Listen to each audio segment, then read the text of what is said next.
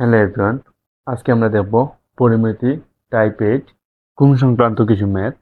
ফার্স্টে আমরা বেসিকগুলো দেব, তারপরে বোর্ডে আসা ম্যাথগুলো প্রত্যেকটা কিন্তু সলভ করব। তো তাইলে ফার্স্টে যদি বেসিকগুলো যদি দেখি, যে মনে হয় একটা ত্রিভুজ আছে, ত্রিভুজের মধ্যে এ বি সি একটা ত্রিভুজের মধ্যে এ একটা বাহু আবার বি একটা বাহু, ও যে দুইটা বাহু আছে, দুইটা বাহুর মধ্যবর্তী কোণটা থিটা। তখন হইব ত্রিভুজ এ বি সি এর ক্ষেত্রফল half of A B sine theta. এখন যদি মনে করো ওখানে যদি আর একটা যদি আমি যদি ত্রিভুজ অঙ্কন করি, এখন ওটা কোণ দিয়া দিছে, বাহু দিছে ওটা অষ্টালি 5 সেন্টিমিটার আর অষ্টালিকে 8 সেন্টিমিটার। তাইলে কিন্তু হইতে না, মনে রাখতে হইব একটা, যে যে দুইটার কোণ দিয়া দিব, যে দুইটা বাহুর কোণ দিয়া দিব মধ্যবর্তী কোণ, ও দুইটা বাহু থাকতে হইব, ওটা মনে রাখতে হইব। তাহলে এখানেও মনে করো একটা 8 সেন্টিমিটার আছে, অবশ্যই একটা বাহু থাকতে হইব।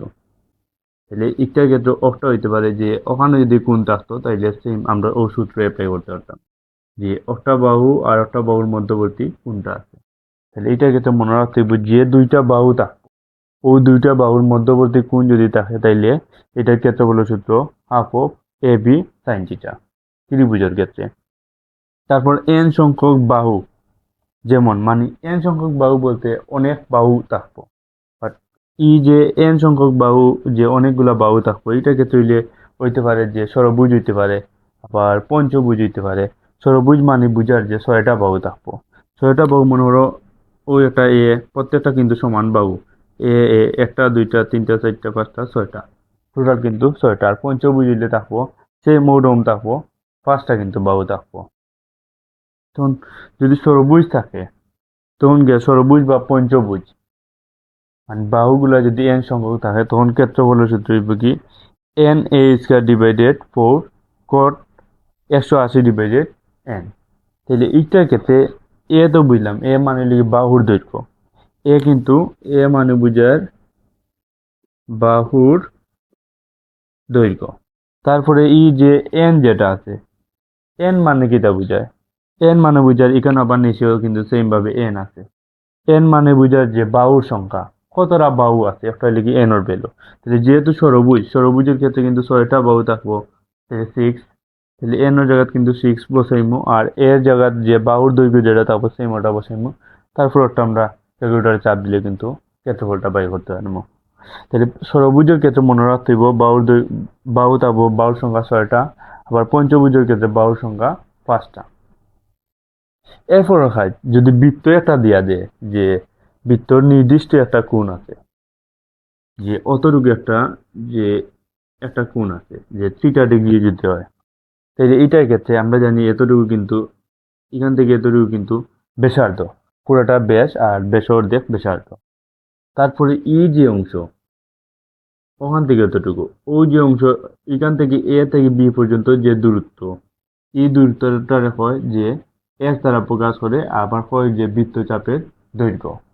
মনে রাখতে হবে বৃত্তচাপের দৈর্ঘ্য। ও এ থেকে বি যেটা আছে এটারে এস দ্বারা প্রকাশ করে, এটার হয় যে বৃত্তচাপের দৈর্ঘ্য। তারপর এখানে আছে কি তার টিটা কোণ, ওই যে দুইটা বাহুর মধ্যবর্তী কোণ হলো টিটা। আর এখানে ই আর মানে কি তা বুঝার ব্যাসার্ধ। তাইলে এটার ক্ষেত্রে তোমার প্রশ্ন চাইবো যে বৃত্তচাপের দৈর্ঘ্য নির্ণয় করো, বা ওরকমও চাইতে পারে যে বৃত্তচাপ নির্ণয় করো। বৃত্তচাপের দৈর্ঘ্য আর বৃত্তচাপ কিন্তু সেম কথা। এরপরে আবার ওরকম চাই যে প্রশ্ন এ ও বি আছে, এ ও বি অথবা বৃত্তাংশের ক্ষেত্রফল, মানে এ এ আছে আর এখানে ও আছে আবার বি আছে, যে এতটুকু যে অংশ, এতটুকু অংশ ক্ষেত্রফলের সূত্র হইলে কি পাই আর স্কয়ার থিটা ডিভাইডেড 360 ডিগ্রি, ওটা মনে রাখতে হবে। আর বৃত্তচাপ বা বৃত্তচাপের দৈর্ঘ্য এস ইকুয়াল পাই আর থিটা ডিভাইডেড 180 ডিগ্রি। ওগুলা যদি মনে রাখি তাইলে আমরা কয়েকটা ম্যাথ সলভ করি সেম ওগুলা নিয়ে।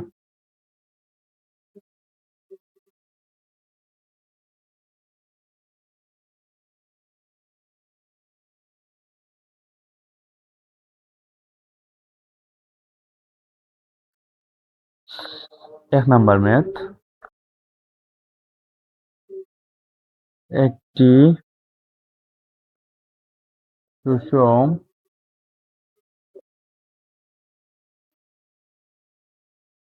পঞ্চ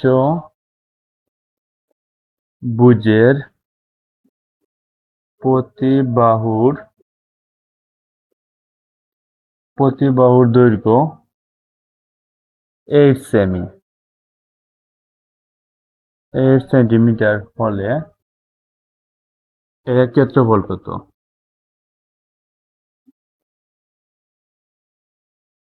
এর ক্ষেত্রফল কত? তাহলে এটা কিভাবে সমাধান করবো? এটার ক্ষেত্রে কিন্তু সেম, ওই যে আগে যে দিছে যে যে ষড়ভুজ বা পঞ্চভুজ, ষড়ভুজ বা পঞ্চভুজের ক্ষেত্রে ক্ষেত্রফলের সূত্র কিন্তু আছে। যেহেতু এখানে বাহুর দৈর্ঘ্য, যেহেতু পঞ্চভুজ চাইছে, তাহলে এন মানে কিন্তু বাহুর সংখ্যা, তাহলে পঞ্চভুজ যদি হয় তাহলে এন এর ভ্যালু কত?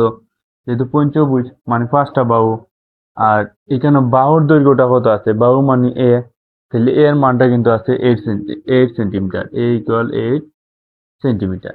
আচ্ছা, ষড়ভুজ বা পঞ্চভুজ মানে একাধিক বাহু যদি থাকে তাহলে ক্ষেত্রফলের সূত্র, ক্ষেত্রফল ক্ষেত্রফল ইকুয়াল সেম ও সূত্রটা, যে ক্ষেত্রফল ইকুয়াল NA² / 4 cot 180/n।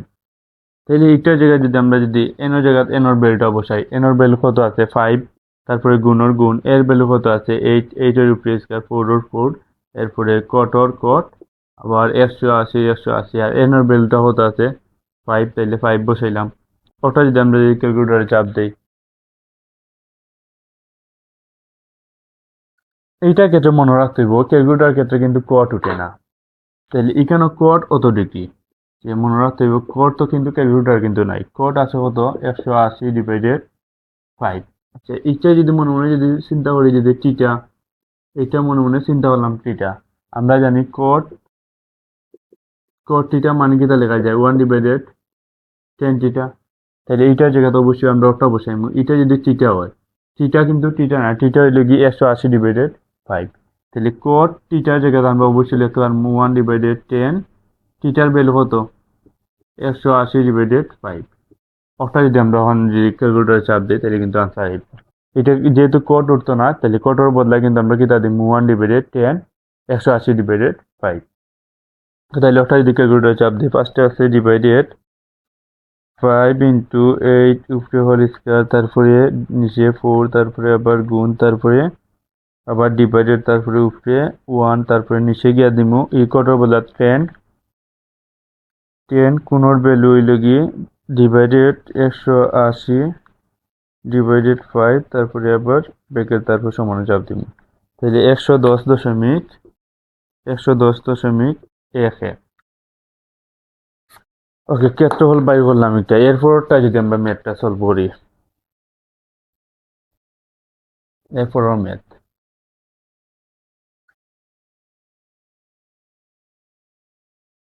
এরপর ম্যাথ সেম। একটি সুষম ষড়ভুজ, এখানে আছিল পঞ্চভুজ, অর্থাৎ 5 আছিল, এখন কিন্তু ষড়ভুজ, তাহলে 6 হইব।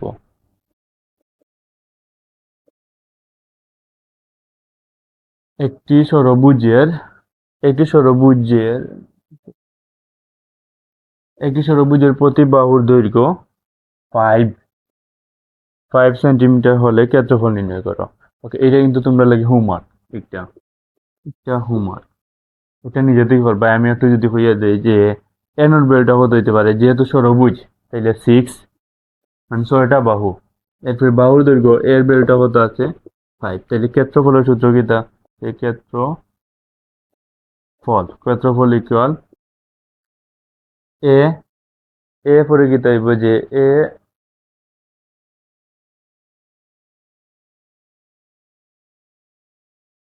NA² / 4 ইন্টু কি তাইব যে cot 180/n।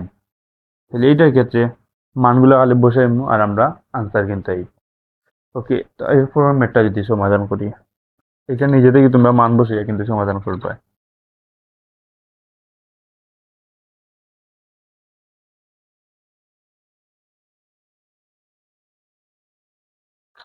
এরপরে 3 নাম্বারটা,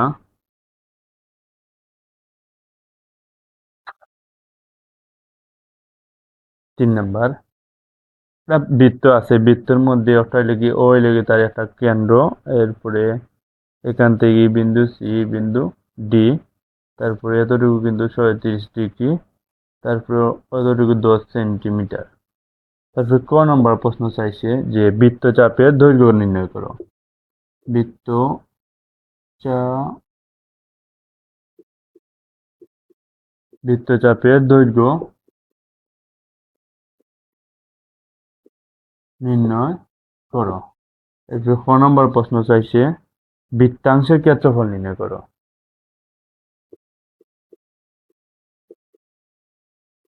বৃত্তাংশের ক্ষেত্রফল নির্ণয় করো। ওকে, তাহলে ক নম্বরটা যদি সমাধান করি, ক নম্বরটা কি চাইছে যে বৃত্তচাপের দৈর্ঘ্য নির্ণয় করো। আচ্ছা, বৃত্তচাপের দৈর্ঘ্য আমরা কি দেখছি সূত্র, যে বৃত্তচাপের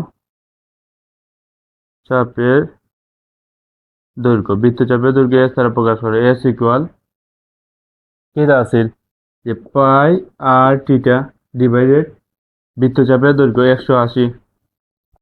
তারপরে পাইয়ের মানটা কত আমরা জানি ফিক্সড 3.1416। আর পাই কিন্তু আবার ক্যালকুলেটারও বসাই যায়, পাই কিন্তু ক্যালকুলেটারে তোলা যায়, তাহলে ক্যালকুলেটার তুললে হইব, অথবা 3.1416 বসাইলেও হইব। তারপরে আরোর বেলটা ব্যাসার্ধ 10 সেন্টিমিটার, তারপরে টিটার বেলটা 37 ডিগ্রি, তারপরে 180। ওটা যদি আমরা যদি ক্যালকুলেটারে চাপ দিই, যে ফার্স্টে দিম ডিভাইডেড, এরপরে শিফটও দিয়ে আমরা দিমু ওই যে শিফটও দিয়া যদি আনসারও সাইডের ওটা চাপ দেই, শিফটও দিলাম, তারপরে আনসারও সাইডের ওটা চাপ দিলে কিন্তু পাই উঠবো। তো এই যে শিফটও দিলাম, ফার্স্টে ডিভাইডার দিলাম, তারপরে শিফটও দিয়া পাই চাপ দিলাম,